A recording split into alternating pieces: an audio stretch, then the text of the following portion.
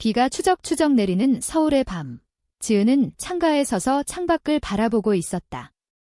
창문에 맺힌 빗방울이 그녀의 얼굴을 비추듯 눈물이 주룩 흘러내렸다. 어떻게 나한테 이럴 수 있어? 그녀는 중얼거렸다. 손에 쥔 휴대폰 화면에는 남편 태준의 메시지가 선명했다. 오늘 밤 늦을 거야? 상사와 미팅하지만 지은은 이미 알고 있었다. 그 상사는 단순한 상사가 아니었다. 태준의 회사 상무, 그리고 그의 연인.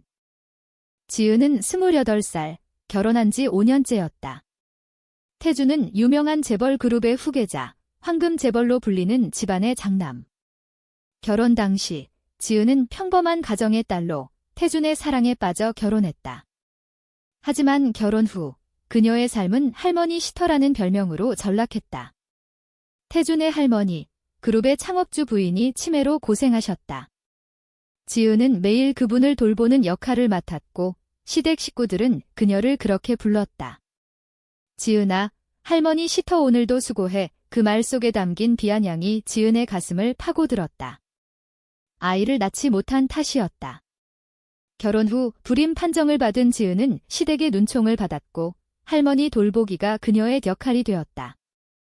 그날 저녁, 지은은 태준의 사무실로 향했다. 의심이 시작된 건 한 달 전부터였다.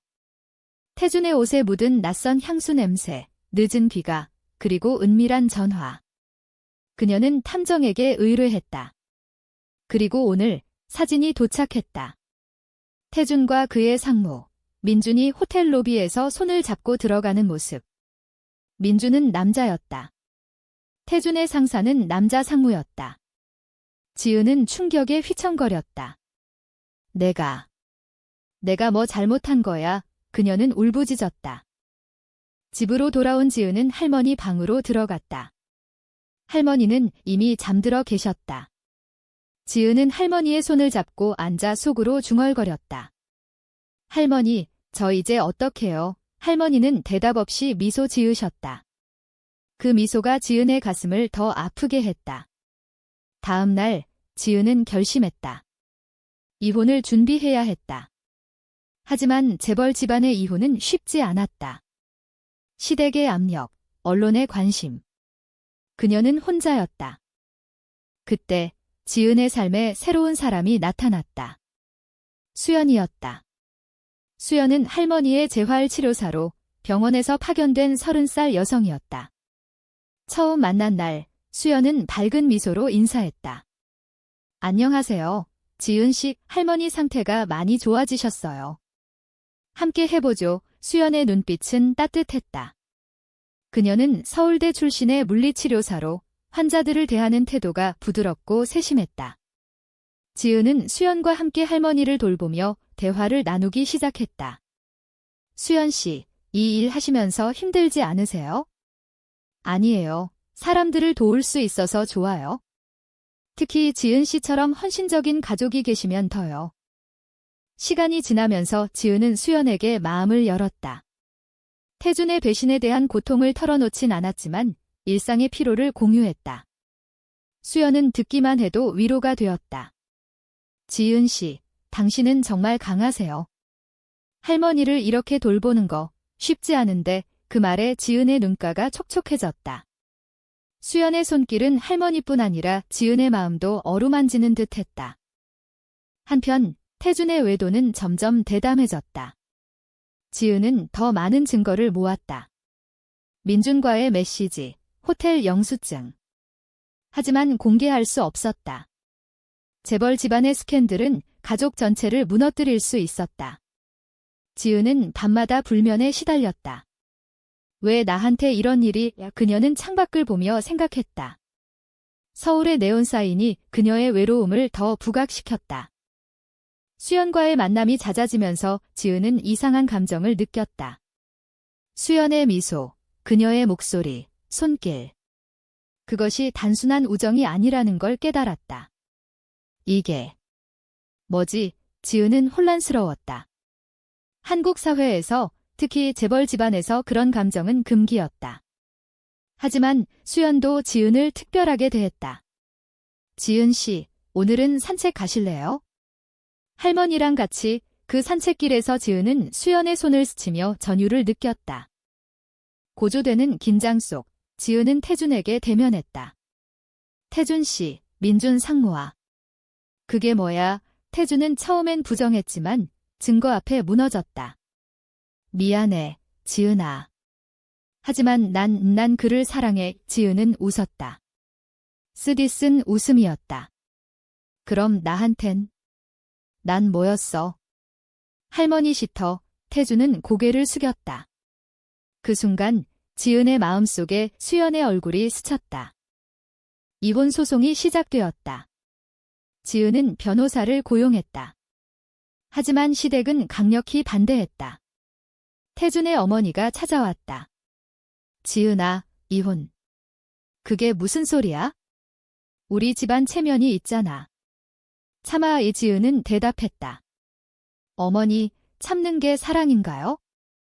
배신을. 어머니는 한숨을 쉬었다. 재벌 집안이 그래? 내가 아이를 못 낳아서 그런 거지. 그 말에 지은의 가슴이 찢어졌다. 할머니 시터라는 별명이 다시 떠올랐다. 수연은 지은의 지지자가 되었다. 병원에서 만난 후 둘은 카페에서 자주 만났다. 지은 씨, 힘들죠? 제가 들어줄게요. 수연의 말은 지은에게 오아시스였다. 수연도 자신의 이야기를 털어놓았다. 저도 과거에 여자를 사랑한 적 있어요. 하지만 사회가 용납 안 하죠. 지은은 놀랐다. 수연 씨도. 수연은 고개를 끄덕였다. 네, 그래서 혼자예요. 한국에서 레즈비언으로 사는 게 쉽지 않아요. 그 대화 후 지은의 감정은 폭발했다. 그녀는 수연을 사랑하게 되었다. 하지만 두려웠다. 이게 가능할까? 나 같은 사람이. 지은은 한강공원에서 혼자 산책하며 고민했다. 바람이 불어오고 강물이 출렁이는 소리가 그녀의 마음을 반영했다.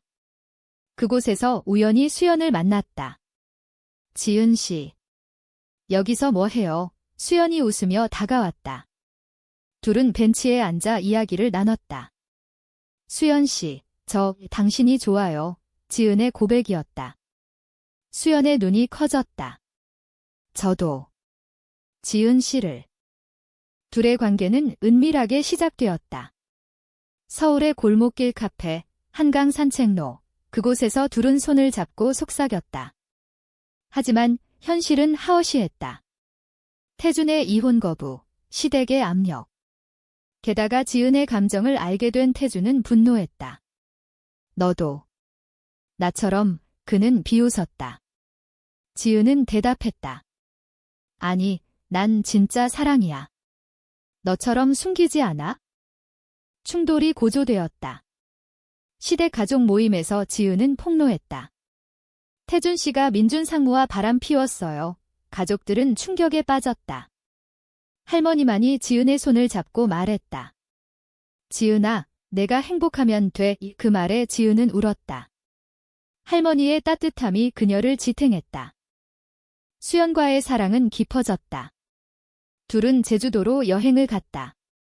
바다바람, 검은 현무암, 그곳에서 둘은 자유를 느꼈다. 수연아, 나랑 함께 할래? 지은의 제안에 수연은 키스했다. 부드럽고 따뜻한 키스. 하지만 제주에서 돌아온 후 현실이 기다렸다. 언론이 스캔들을 터뜨렸다. 재벌 후계자 외도, 아내도 레즈비언. 사회적 비난이 쏟아졌다. 지은의 친구들은 등을 돌렸다. 어떻게 그런? 수연의 직장에서도 압력이 왔다. 환자 가족과 관계? 그만둬. 수연은 울며 지은에게 말했다. 지은 씨, 우리 포기할까? 지은은 고개를 저었다. 아니, 싸워보자. 고난 속에서 둘의 유대는 강해졌다. 지은은 할머니를 돌보며 힘을 얻었다. 할머니는 치매에도 불구하고 지은을 알아보셨다. 지은아, 사랑해라. 그 말은 지은에게 용기를 주었다. 태준과의 이혼 소송은 길어졌다. 증인신문, 재산 분할. 지은은 모든 걸 포기할 각오였다. 한편 수연은 자신의 가족과 대면했다. 보수적인 부모님께 커밍아웃했다. 엄마, 아빠, 저 여자를 사랑해요. 부모님은 충격받았지만 수연의 눈물을 보고 말했다. 내 행복이 제일이야. 그 지지가 수연을 버티게 했다. 지은과 수연은 서울의 작은 아파트로 이사했다. 함께 사는 삶, 아침에 함께 커피를 마시고 저녁에 산책하는 일상. 하지만 외부의 시선은 여전했다. 지하철에서 속삭이는 사람들, 온라인 댓글의 악플. 지은은 그것을 이겨내기 위해 블로그를 시작했다. 레즈비언으로 사는 한국 여성의 이야기, 그 글은 공감을 불러일으켰다. 스캔들이 절정에 달했다. 태준의 회사에서 민준을 해고하고 지은을 고소하려 했다. 명예훼손이야. 지은은 법정에서 증언했다. 저는 진실을 말했을 뿐이에요. 판사는 지은의 편을 들었다. 개인 사생활 보호가 우선입니다. 비혼이 성립되었다. 지은은 재산 일부를 받았지만 대부분 포기했다. 자유를 얻은 대가였다. 수연과의 삶은 안정되었다. 둘은 함께 할머니를 돌봤다. 할머니는 수연을 좋아하셨다. 좋은 애구나. 치매 속에서도 느껴지는 따뜻함. 지은은 할머니의 손을 잡고 말했다. 할머니, 고마워요. 당신 덕에 버틸 수 있었어요. 하지만 새로운 충돌이 왔다. 수연의 전 여자친구, 혜진이 나타났다. 혜진은 수연의 대학 시절 연인으로 갑자기 연락했다. 수연아, 나 돌아왔어. 우리 다시 시작할까? 수연은 동요했다. 혜진아, 이제 지은 씨가 있어. 하지만 혜진은 포기하지 않았다. 지은에게 찾아와 말했다. 수연은 원래 나 거였어. 너 때문에. 지은은 질투와 불안에 휩싸였다. 수연아, 너 아직 혜진을 사랑해. 수연은 부정했다. 아니, 이제 너뿐이야. 하지만 지은의 마음은 흔들렸다. 밤에 혼자 울었다. 또 배신당할까 봐 이 갈등은 둘의 관계를 시험했다. 수연은 혜진을 만나 선을 그었다. 혜진아, 미안해. 끝났어. 그 사건 후 둘은 더 가까워졌다. 부산 여행에서 둘은 바다를 보며 약속했다. 영원히 함께할게. 파도가 부서지는 소리가 그들의 사랑을 축복했다. 한국 문화 속에서 둘은 전통을 재해석했다. 한복을 입고 사진 찍기, 김치 담그기. 그런 일상이 행복이었다.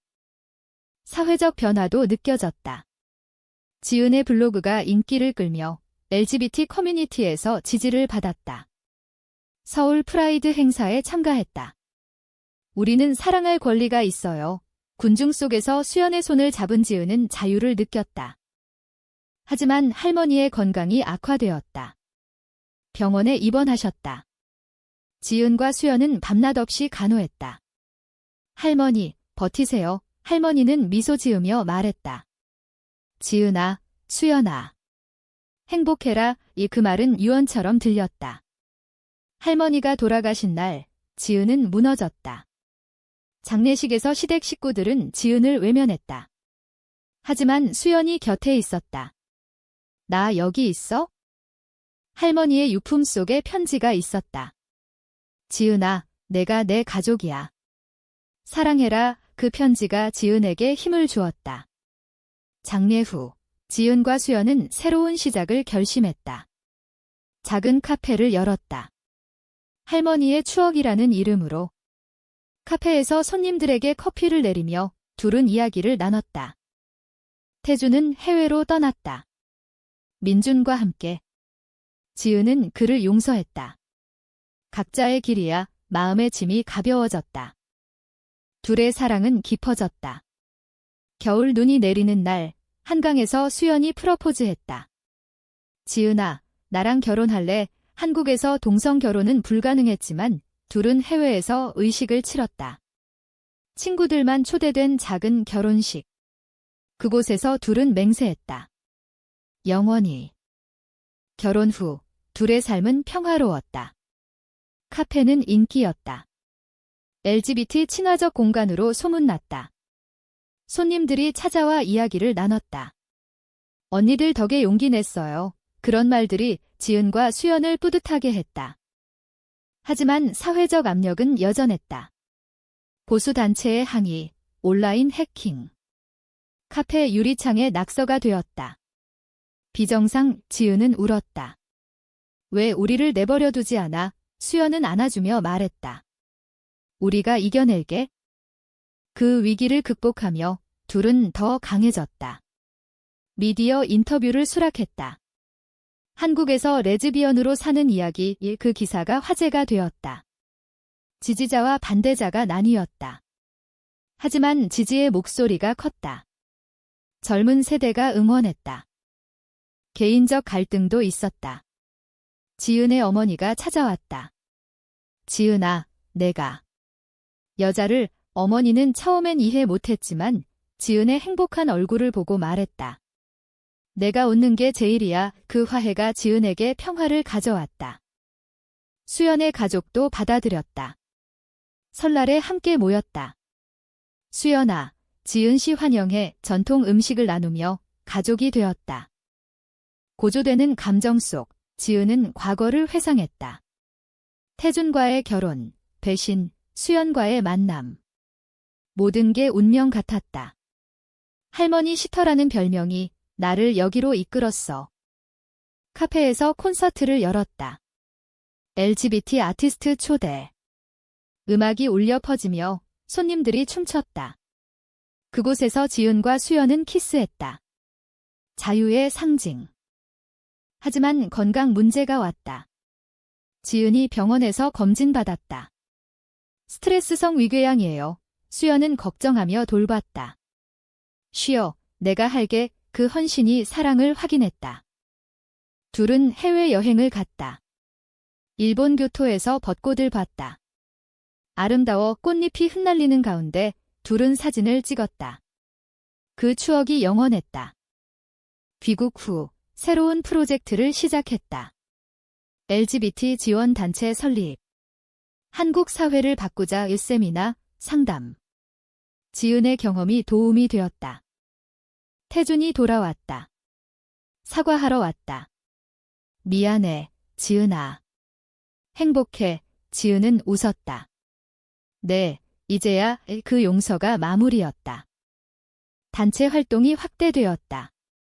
정부와 협력, 법 개정 운동. 지은과 수연은 연설했다.